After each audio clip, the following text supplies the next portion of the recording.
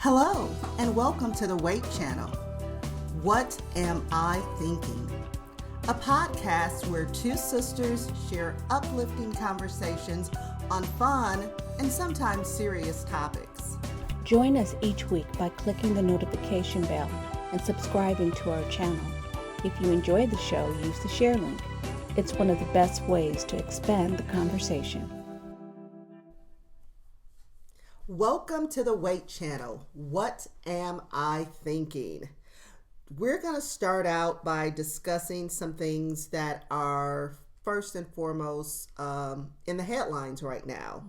So we would be remiss if we didn't talk about the fact that Russia has gone to war against Ukraine. It was something that most people felt was inevitable, but definitely didn't want it to become that reality. And to see some of the images and the video from that, it's jaw-dropping, you know. And the saddest part is we got to this place because people chose to forget history, not really know history, and to turn a blind eye to someone who showed us his hand years ago. Yes. And his plan and, you know, his history of being, you know, in the KGB and all those things. It should not be surprising that this is where we are. But I think I saw someone on one of the news channels, and she literally was saying she had to kind of take back some of her statements and say, I never thought he would. I didn't think he would do it this way, or didn't think he would go this far. And, you know, being unsure of whether or not he's going to stop at overthrowing Ukraine and whether he's going to try to go into Poland or Moldova or into the Baltics. You know, they don't know where this is going to end. What are you thinking, Lori? I think, you know, and at the time of the taping of this, there's a lot that's going on right now. We know in Kiev, he's really trying to push through and making his way to the capital. And hopefully by the time this airs, there will be some type of resolution to it. But whether there's a resolution or not by the time this airs, what Putin has demonstrated to us that while we thought that the wall had come down during the Reagan administration and that we were looking at a democratic society, he's shown us, and we realized what Russia's government really was. We could see behind that curtain, but he never demonstrated it to the level. And if anything, he's proven why we do need NATO. It's like the person who wants it disbanded, the person that doesn't want any of the countries that are along their border to be a part of NATO, what his invasion proved was that we do need NATO. And so when we say that, let's think about a person who was president, who even as they ran, dissed NATO to the nth degree. Had no great things to say about NATO, thought maybe NATO should not even exist. That individual who was the leader of our nation for 4 years now wants to act as if we got to this place and his hands are totally clean on how we got here. Because every time you say something positive about the president of Russia, every time you talk about how he's strong and how he's this, you are enabling that behavior. You're feeding that mindset. You're not doing anything to cripple that power. You're kind of on his team. So let me just interject this, because what I've come to learn is that even though we have free speech, we have to be careful about what we say. So this is for entertainment purposes only. For sure. Just pure entertainment. Ha ha ha ha ha. But it is not entertaining seeing the images that we've seen on television, people cowering or going for protection in subways, or their homes being destroyed, schools being destroyed. Did you see the image of the father saying goodbye to his daughter as the daughter and the mother, I don't know if it was any other family members, were fleeing to get on the bus to probably go to Poland, and he was staying behind to fight. And it was so heart-wrenching to see him trying to say goodbye. And even the former president of Ukraine and his conversation, and saying that he knows he's probably a target. They are fighting for everything, and to see some of them, the citizens, going up to the soldiers and saying, why are you doing this? Why do you and that what I felt, I'm like, God, give the Russian shoulders a conscience, right? And let them all of a sudden realize that this is wrong. What am I fighting for? Yeah. What am I really fighting for? This morning, I think in the United States, sometimes when things are an ocean away, we feel that that's in the bottle. That's something that doesn't affect me. Well, we see that it is affecting us at the gas tank. It is, and it's not a presidential problem. Absolutely not. Absolutely not. That's a whole nother story, because and we will swing back around to that. Okay. But this morning, when I learned that the International Space Station, so I didn't even realize this, but I was informed by someone in Russia, that the International Space Station doesn't fly over Russia. And I don't know if anyone has, but I have. I've gone out in the evening sky, looked up, and I've watched it go across the sky. You can, see that. So what we were told also is that Russia controls the part for navigation, propulsion, keeping it in its orbit, and that if they wanted to, they could not keep it up in its orbit and let it fall, because it's not going to fall on their country. Wow. It doesn't go over their country. First off, who in their right mind would even say first off say that? That you're going to let it fall. That you're going to tell your people to let it fall. That is not even something someone would say in their right mind, in their best mind. So I would even question where that information come from. And the next thing is, I don't know if anyone remembers this, but they did have their own space station years ago. This was like in the 70s and 80s, and it failed. They let it fall and come back down. And it makes me wonder, so when they took on that part of the job at the space station, did they have some forethought? Okay, so we had to deal with that before. Let's make sure this time it doesn't go over our country and it goes over other countries. I don't know. But I'm like, who gives that responsibility to them after the history of what happened? I don't understand how those decisions are necessarily made. But the thing that I would say is, we know that we have added troops to the region. Yeah. And I believe they went into Germany. I want to say that's where they're going into, which there was a big question of Germany's role because of their tie to that pipeline and stuff with Russia. But I believe that those allies are going to do the right thing, and not sure what China's role is going to be. It may just be sitting on the sidelines and letting whatever happens. But it's definitely a time to be prayerful, a time to allow us to stand in a space of gratitude, that it's not us right now, but to realize how we need to respond so that it's not us, because we may not have troops on the ground as a fear at this time, but that doesn't mean that missiles and anything else, long-range missiles, nuclear things, we have no idea what could be next. Because once someone is empowered in a way, that way, there is no stopping. And somebody said something about this being a proxy war with the United States. And I don't think we would be wrong to look at it that way. I think it would be healthy for us to look at it that way. And I think that people also need to realize too that wars in the future are going to look different.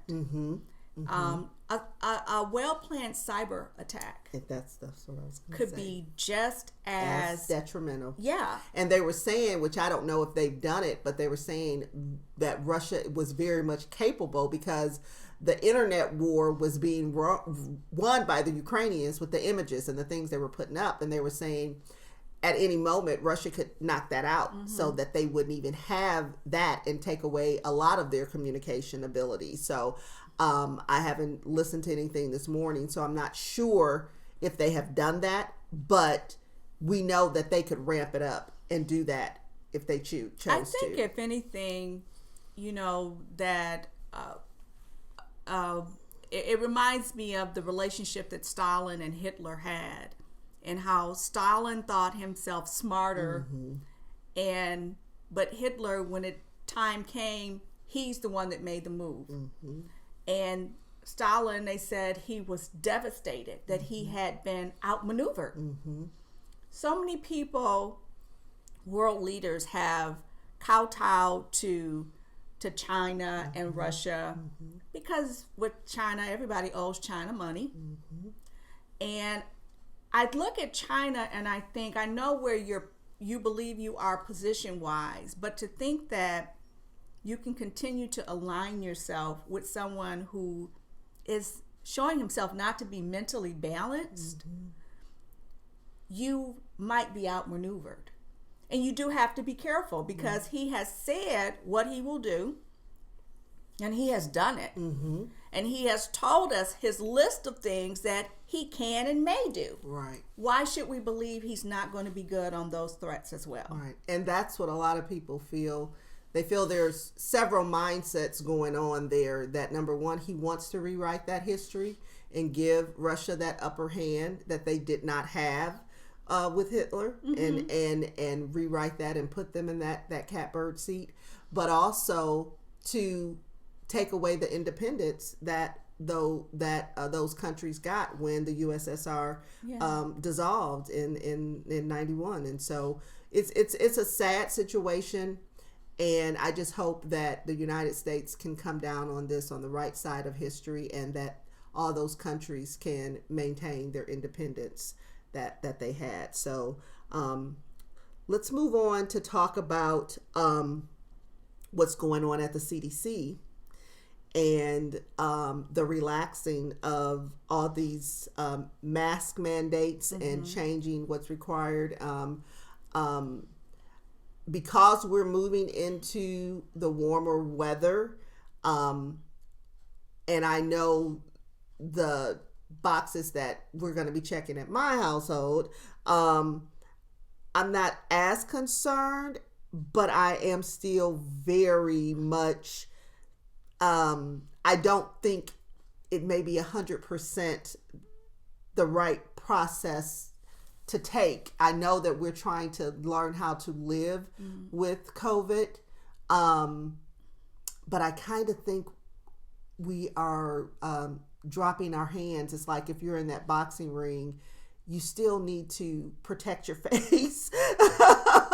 And I kind of think by doing that, literally by taking the mask down and saying it's not required anywhere. Like I saw a concert that's coming, and it was like, oh wow, if this were a different time, I would love to go to that concert. But it's like, I couldn't even fathom putting myself in that situation in an arena like that without mask mandates and not knowing who else is vaccinated. It's like you're almost saying I'm 50-50 okay with getting COVID, and I'm not. So, I think as a healthcare worker, I think that we as a country have only seen this problem from one angle, convenience or inconvenient. True.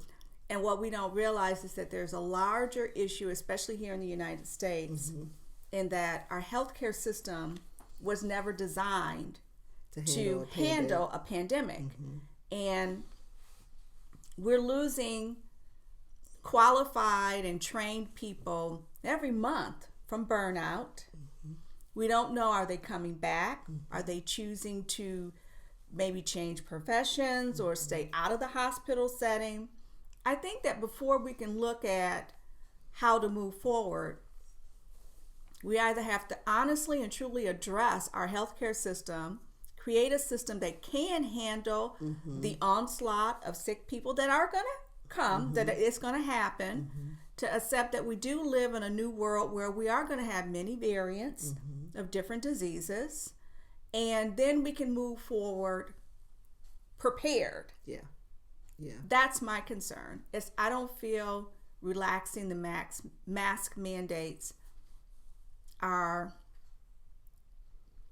don't think that we're ready. Yeah, I think it's more of a reflexive response that they know people are tired. They're tired. That they have COVID fatigue, and they know that what the economy could use going into these summer and vacation months and things of that nature. And what gets me is, I mean, do people honestly think healthcare workers want to wear a mask their entire shift? Right. I mean, honestly, it's not easy. Right. Trust me. It is very difficult remaining behind that mask, especially if you have to do anything where you're exerting yourself and you're breathing rapidly and you can't get in the same amount of oxygen that you could without the mask on. Trust me, healthcare workers want to do away with it too. Right. But we can't. Right. We just can't, because it's not safe yet. And they need to keep their healthcare workers healthy so that they can come into work. Yeah. So I don't think there's no right answer at this time. Isn't. And I think it's just going to be, this is the decision that everybody's making. Yeah. And they're going to live with the consequences. And that's just where we are with that. So, the other thing that was big in the news was that there was a nominee for the Supreme Court. Ketanji Brown Jackson was Biden's pick. She is Harvard undergrad, Harvard Law,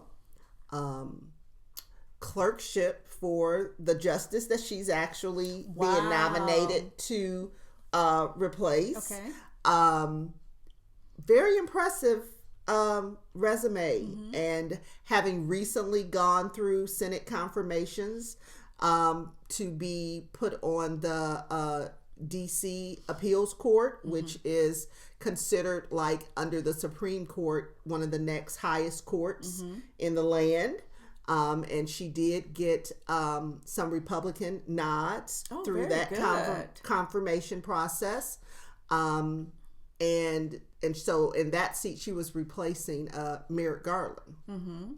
That was for that most recent. But I believe she's gone through at least two other, it might be more, but at least two other Senate confirmations, and has went through all of those with no problem. So you want to believe that there shouldn't be anything that should be disqualifying, since it's been so recent that she has gone through confirmation.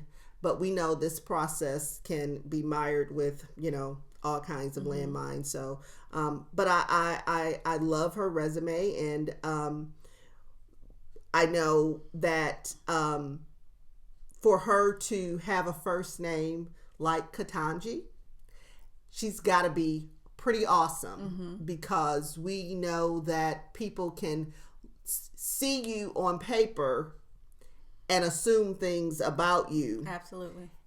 And if she has been able to rise to this level in her career at, I believe, 51 years old, that says a ton about how awesome she is. That, because, you can say what's in a name. Well, a lot is in a name when other people want to place their opinions and thoughts about you based on that name. So she's a wife, she's a mother, just a well-rounded, comes from a background of She has brother and uncles that have been law enforcement and military. She does have an uncle that she mentioned briefly, which I don't know the history, who was incarcerated. And she did not shy away from that fact, but she leaned back into it by saying, however, I have more. I have that one who may have made a mistake, which nobody has a perfect family, but I have a bigger history of my family serving. And so, I'm hopeful that she will be able to make it through the confirmations and be added to the court. But we'll see. I'm all for change, period. It's time, and there's some other justices that maybe it's time for them to step down and allow some fresh blood and fresh insight into our Constitution and laws to come and take their places as well. Yeah. I think another controversial piece they might try to make is that she was a part of this board that looked at unfair sentencing guidelines and trying to, but it's like, that's kind of what we're supposed to be doing as a justice, is that we want the stuff to be. I mean, when we look at, and especially this is a more recently appointed judge, how her background and organizations that she was linked to, how her association was barely called into question and dismissed. I think that when you hear her resume, if that person can quickly be go through the process, what was it, in record time? Ms. Brown, is it? Should have Brown Jackson should have zero problems making it through her confirmation process. I agree. Let that be the hope, and let that be what we want to believe the end game is for her. So I think that is a good update on what's going on in our current world, and that is what we are thinking right now. Make sure that you check back with us each week. Click the bell so that you can be notified of the most recent uplinks, and we look forward to hearing, seeing, and talking to you next time. Bye-bye.